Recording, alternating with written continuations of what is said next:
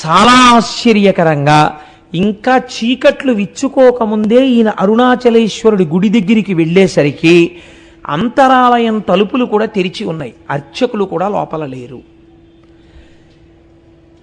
దుమ్ము పట్టేసినటువంటి ఒంటితో లోపలికి పోయిన కళ్ళతో ఉన్న ఈ పిల్లవాడు పరుగు పరుగున అంతరాలయంలోకి వెళ్ళిపోయి శివలింగాన్ని కౌగిలించుకొని ఒక్కటే మాట చెప్పారు, అప్పా మీరు పిలిచారు నేను వచ్చాను.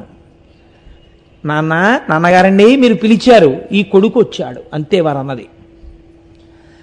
ఈశ్వరుడు ఏమి కృప చెయ్యాలనుకున్నాడో ఆయన బయటికి వచ్చారు. వచ్చి అక్కడే ఉన్నటువంటి ఆ తటాకమునందు స్నానం చేశారు. ఒక్కసారి ఇలా తన ఒంటి మీదకి చూసుకున్నారు. తను వేసుకున్నటువంటి బట్టల్ని విప్పేసి చింపేసి ఒక్క బట్ట మాత్రం గోచీగా పెట్టుకున్నారు. ఆఖరికి మీద ఉన్న యజ్ఞోపవీతం కూడా పరిత్యజించారు. పరిత్యజించి ఆయన సమాధివిష్టులై కూర్చుందామనుకునే సమయంలో ఒక తిరువణ్ణామలైలో తలనీలాలు ఇచ్చేటటువంటి సంప్రదాయం ఒకటి ఉంది.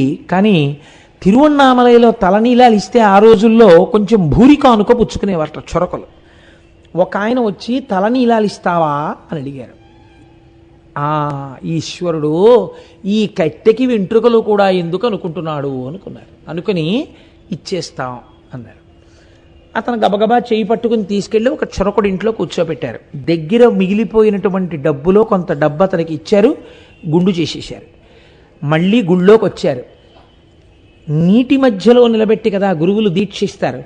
అందుకని ఈశ్వరుడు ఏమనుకున్నాడో బ్రహ్మాండమైన వర్షం పడి పూర్తిగా తడిచిపోయారు. ఆ మిగిలిపోయిన డబ్బులు చేతిలో ఉన్నటువంటి పిండి వంటలు సరోవరంలోకి విసిరేశారు. విసిరేసి అరుణాచల దేవాలయంలో ఒక మూల కూర్చొని ఆయన ధ్యానమగ్నులైపోయాడు. అంతే.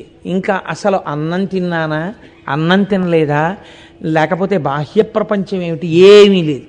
అంతర్ముఖులై అలా కూర్చుంటే ఆ జుత్తు పెరిగిపోయింది, గడ్డం పెరిగిపోతోంది, ఒళ్ళంతా మట్టి పట్టేసింది.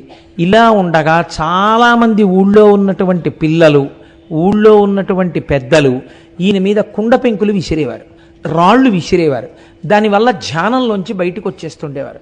ఇలా కాదు అని చెప్పి ఆయన బయలుదేరి ఒకనాడు పాతాళలింగం అని చెప్పి ఒక లింగం, అక్కడ మీరు అరుణాచలం వెళ్ళిన వాళ్ళందరూ చూసి ఉంటారు, ఎప్పుడు తేమగా ఉండేదిట పూర్వకాలంలో. అంటే ఆయన భక్తురాలు ఒక ఆవిడ తర్వాత 1,00,000 రూపాయలు పెట్టి ఆలయాన్ని పునర్నిర్మాణం చేశారు.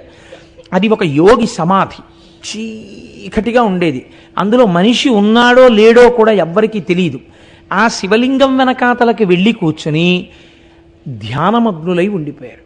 ఉండిపోతే ఆయన అలా కూర్చుని ఉండగా ఈ తొడల కింద మెల్లిగా చమాయం పొందేమో పురుగులు జిర్రులు అవి చేరి కరిచేస్తుండేవి. కరుస్తుంటే నెత్తురు కారిపోతుండేది. నెత్తురు కారిపోతుంటే మనుష్యుల నెత్తురు తాగి కొరికేటటువంటి లక్షణం ఉన్న పెద్ద పెద్ద చీమలు తొడల కింద చేరి ఆ నెత్తురు చప్పరిస్తూ ఆయన తొడలు కొరికేస్తుండేవి. అలాగే అట్టలు కట్టేసి తొడలన్నీ కొరుక్కుపోయి ఏమీ తెలియకుండా సమాధిమగ్నులై ఉండేవారు. పెట్టుకున్నటువంటి గోచి కూడా శుభ్రంగా శిథిలం అయిపోయింది. ఒక ఆవిడ ఎందుకో ఒకానొక రోజున తొంగి చూసింది లోపలికి, ఉలిక్కి పడింది. తేజస్సుతో ఒక పిల్లవాడు తపస్సులో ఉన్నాడు. ఆవిడికి భయం వేసి కదపడానికి వెళ్ళి ఆయన